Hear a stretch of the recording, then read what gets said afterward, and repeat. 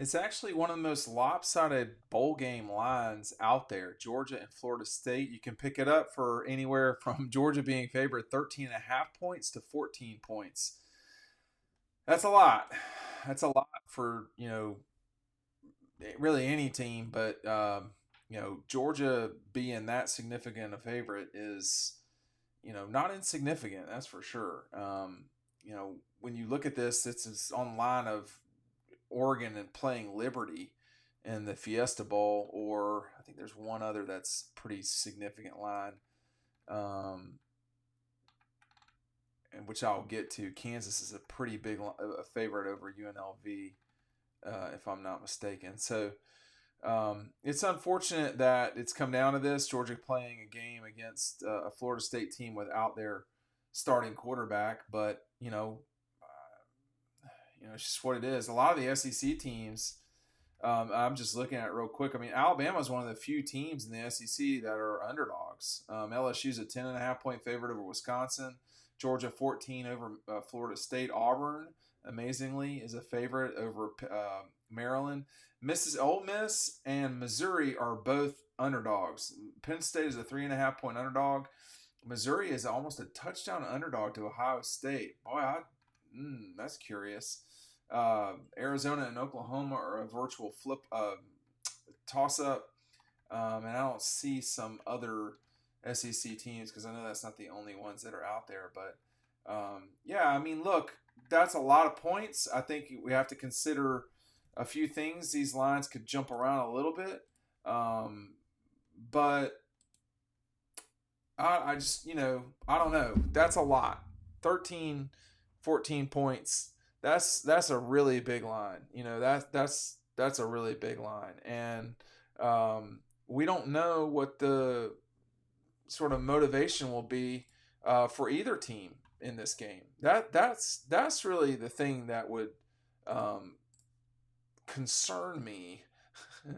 That was what would concern me in both scenarios. Who is going to be motivated to actually play in the game and win the game? Because this is a virtual scrimmage in a way. I mean, you're not going to see Florida State starting quarterback. You're not going to see Georgia's. He's not said it, but I can't imagine if Brock Bowers is hurt in any way that he would play in a bowl game that just it's just not super important in the grand scheme of things. So we'll see. I wouldn't be shocked if all the Georgia guys played, but I don't know. I mean, Bryce Young played last year and he went on to be the number one overall draft pick. So now there's a precedent of, well, let's just go play, but not if you're hurt.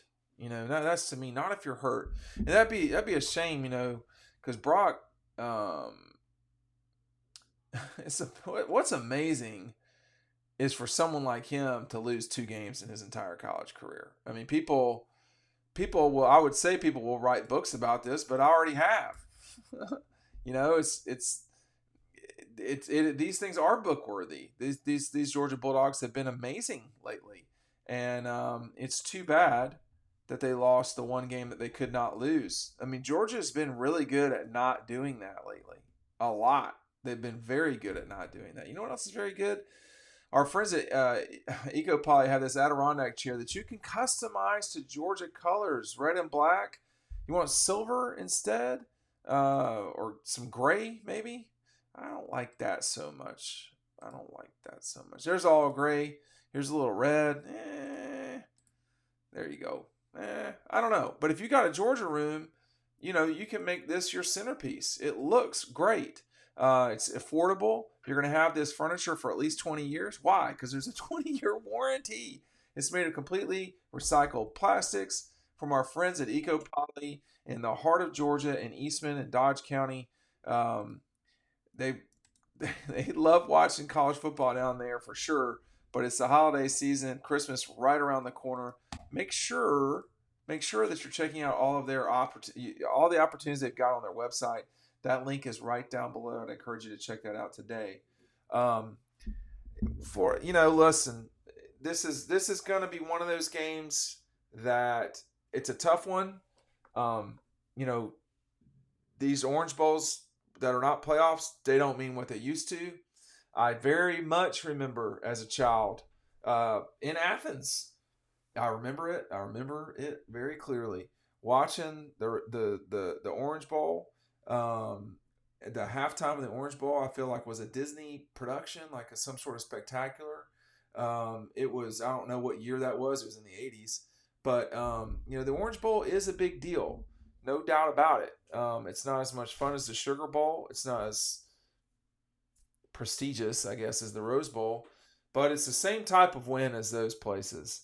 And I think that Georgia, being the number 2 from the SEC, if you can't get into the playoff and you can't go to the Sugar Bowl, the Orange Bowl is awesome. There's a lot of really great stuff about it. In this case, they avoid playing just a not great game like Liberty or something crazy like that. And they couldn't, they could play Ole Miss or Missouri, but the playoff committee frowns on rematches. That's just not something that the bowls want. That's just not, So, and they literally just played Ohio State, 12 months ago. Although I think a lot of people would have been curious to see that matchup. You have Penn State hanging out around out there, and then of course Oregon, who was going to play in the Fiesta, and they just got Liberty. I don't know how that works between the Peach Bowl and them, but the Peach Bowl got the better deal on that one, so Gary Stokan wins again. But it's good to finally be able to be home for New Year's, but not at the losing the opportunity to win another national championship for Georgia. It's unfortunate, but they didn't win Saturday, and apparently they had to win. Florida State did win Saturday, and apparently there was just nothing they could do. I don't know if that's, I agree with that, but I completely understand their heartache over it. They're out of it just like Georgia is, and they don't really have an explanation as to why. People are just saying, well, you're not the better team. That's hard to swallow when, you didn't lose. Why are you playing if you go undefeated and you don't, you got 2 teams in the playoff with a loss. Now, I think they should be in the playoff. Maybe the firepower should be directed at Michigan. Excuse me. Maybe the firepower should be directed at Michigan and UW. But, and it's going to be, it's far past, I guess. I'll talk about this a little bit longer as well. But, there's only so much really left to say about all of this. Florida State simply does not have the wins that the other guys have, and it's that simple. It's not like Texas has got a bunch of great wins, but they have a better win than Florida State's better win. And I think Florida State could say, well, we have a better loss, which is not having a loss than y'all do, and then everybody else would say, well, you don't have your starting quarterback, so there.